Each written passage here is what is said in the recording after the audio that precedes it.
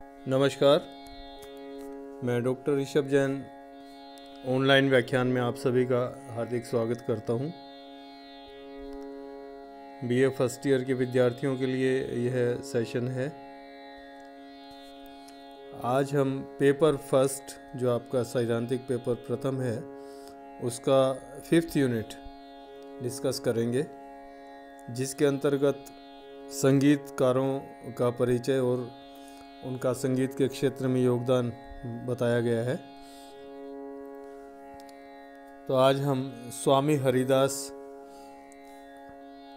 जो एक महान संगीतज्ञ थे, उनका जीवन परिचय और उनका संगीत के क्षेत्र में क्या योगदान रहा, इस विषय में चर्चा करते हैं।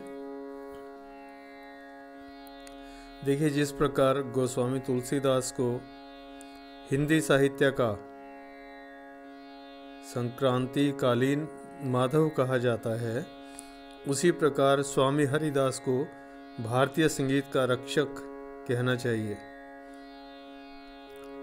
इनका जन्म संवत 1559 सन 1512 ईस्वी में भाद्रपद शुक्ला अष्टमी को वर्तमान उत्तर प्रदेश के अलीगढ़ जिले के खेरेश्वर महादेव के समीप हुआ। संभवतः इसी कारण उस गांव का नाम भी हरिदासपुर हो गया। उनके पिता आशुधीर मुल्तान के उच्च ग्राम निवासी थे तथा सारस्वत ब्राह्मण कुल के प्रतिष्ठित व्यक्ति थे। उनकी माता का नाम गंगा था। दोनों धार्मिक स्वभाव के थे और साधु संतों के भक्त थे। स्वामी हरिदास में बाल्यकाल से ही ईश्वर भक्ति तथा संगीत के संस्कार स्वाभाविक रूप से विद्यमान थे। आगे चलकर यह संस्कार विकसित हुए। वह कृष्ण भक्ति में लीन हो गए। 25 वर्ष की अवस्था में उन्होंने संन्यास ले लिया और वृंदावन आ गए। यहाँ वह निधिवन निकुंज में कुटिया बनाकर रहने लगे। एक मिट्टी का बर्तन, एक गुदड़ी, यही स्वामी जी की संपत्ति थी। ईश्वर की आराधना और संगीत की साधना में लगे रहते थे। ब्रिज भूमि के कण कण में, यमुना जल में, गगन मंडल के चांद तारों में स्वामी जी भगवान कृष्ण की लीलाओं की मनोरम झांकियां देखने लगे। चारों ओर से गुंजित होने वाले मुरली के स्वरों ने स्वामी जी को संगीत रचना की प्रेरणा दी। यहीं उन्होंने ब्रिज भाषा में अनेक ध्रुपद गीतों की रचना की।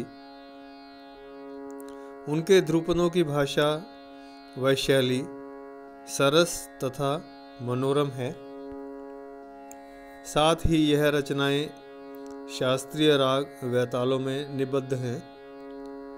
कुछ संगीत ग्रंथों में हरिदास को नाद ब्रह्मयोगी भी कहा गया है। कहते हैं स्वामी जी के नाद के माध्यम से ब्रह्म को साक्षात कर लिया। स्वामी हरिदास जी के जीवन के कुछ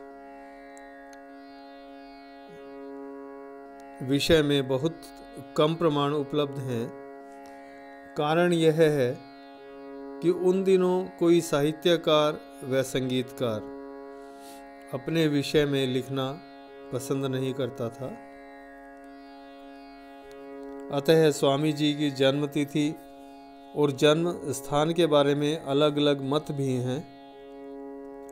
अकबर कालीन इतिहासकारों ने स्वामी जी की कोई चर्चा ही नहीं की, जबकि उन्होंने हिंदू विद्वानों का उल्लेख किया है।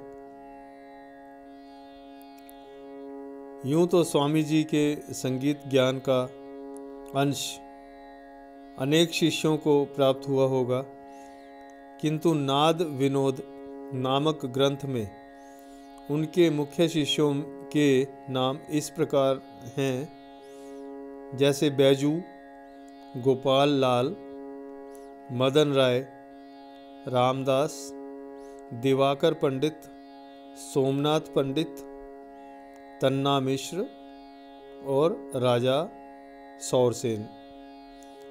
आश्चर्य की बात यह है कि तत्कालीन साहित्य में भी तानसेन और बैजू का स्वामी जी का शिष्य होने का वर्णन नहीं मिलता। तानसेन की रचनाओं में भी कहीं पर हरिदास भक्ति भावना का दर्शन नहीं होता, किंतु उनके जीवन के विषय में विद्वानों के अनेक मत और धारणाएं पाई जाती हैं। किंतु यह तथ्य सर्वविदित है कि स्वामी जी का जन्म ऐसे काल में हुआ जब भारतीय संगीत अस्त प्राय हो रहा था। उन्होंने उसमें पुनः प्राण प्रतिष्ठा डाल दी। नाभादास जी के छप्पय से प्रतिध्वनित होता है कि स्वामी हरिदास के संगीत को सुनने के लिए बड़े बड़े राजा महाराजा उनके द्वार पर खड़े रहते थे। इस प्रकार की धारणा है। इस विषय से स्वामी हरिदास के जीवन से संबंधित एक रोचक कथा भी वर्णित है, जो कि इस प्रकार है। वह अपनी कुटिया छोड़कर कहीं नहीं जाते थे। अकबर तानसेन के द्वारा उनकी हर रोज प्रशंसा सुनता था, अतः उसके मन में हरिदास जी का गायन सुनने की तीव्र इच्छा हुई।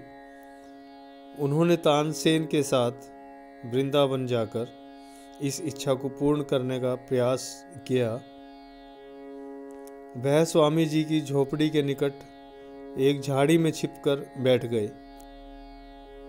तानसेन ने स्वामी जी के सामने जानबूझकर एक ध्रुपद को अशुद्ध गाना प्रारंभ कर दिया, तो स्वामी जी ने आश्चर्यवश तानसेन को डांटा तथा शुद्ध रूप उनको सुनाया। छिपे हुए बादशाह स्वामी जी का गायन सुनकर आत्मविभोर हो गए। सारी बात जानने के पश्चात स्वामी जी ने तानसेन से कहा कि तुमने छल से मेरा गायन अकबर को सुनवाया, यह अच्छा नहीं किया। अब जाओ और राजा को भीतर लेकर आओ। कहते हैं कि सम्राट उनके गायन से इतना प्रभावित हुआ कि उन्होंने आकर स्वामी जी के चरण पकड़ लिए। स्वामी जी गायन के अतिरिक्त वादन तथा नृत्य में भी पारंगत थे। उत्तर भारत में जो संगीत आज उपलब्ध है वह किसी न किसी रूप में स्वामी जी से संबंधित है। चेन्नई प्रांत को छोड़कर समस्त देश में वर्तमान प्रचलित शास्त्रीय संगीत स्वामी जी व उनके शिष्यों की ही विभूति है। संगीत कल्पद्रुम में अनेक रचनाओं के रचनाकार वही प्रतीत होते हैं। ब्रिज में जो रासलीला प्रचलित है उसे स्वामी जी की ही देन समझना चाहिए। रस के पदों की गायन युक्त परिपाटी के परिवर्तक वही थे, जो अभी तक लोकप्रिय होकर धार्मिक भावनाओं को कलात्मक रूप दे रही है। संवत 1664 सन 1607 में अर्थात 95 वर्ष की आयु में संगीत जगत को अविस्मरणीय योगदान देने के पश्चात उनकी जीवन वीणा सदा के लिए निधिवन के कुंजों में मौन हो गई। यह परिचय था स्वामी हरिदास का और उनका संगीत के क्षेत्र में क्या योगदान रहा, वो सब हमने आज पढ़ा।